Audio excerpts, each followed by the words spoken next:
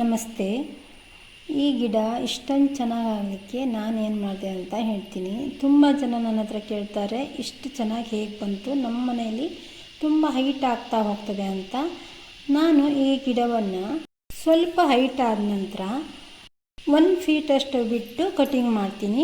ಆಮೇಲೆ ಅದು ತುಂಬ ಚಿಗುರು ಬಂದು ಗಿಡ ತುಂಬ ಚೆನ್ನಾಗಾಗತ್ತೆ. ಈ ಗಿಡ ಗಾರ್ಡನ್ನಲ್ಲಿ ತುಂಬ ಅಟ್ರಾಕ್ಷನ್ ಆಗಿ ಕಾಣುತ್ತೆ. ಅದರಲ್ಲೂ ಮಳೆಗಾಲದಲ್ಲಂತೂ ತುಂಬ ಬ್ರೈಟಾಗಿ ಕಾಣುತ್ತೆ.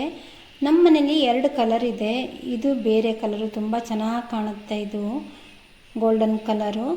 ಈ ಗಿಡವನ್ನು ನಾವು ಕಟಿಂಗ್ ಮಾಡಿದಾಗ ಉಳಿದಂಥ ಒಂದೊಂದು ಪೀಸ್ ಇರುತ್ತಲ್ಲ, ಆ ಪೀಸನ್ನು ನಾವು ನೆಟ್ಟಿದ್ರು ತುಂಬ ಚೆನ್ನಾಗಿ ಚಿಗುರು ಬರುತ್ತೆ.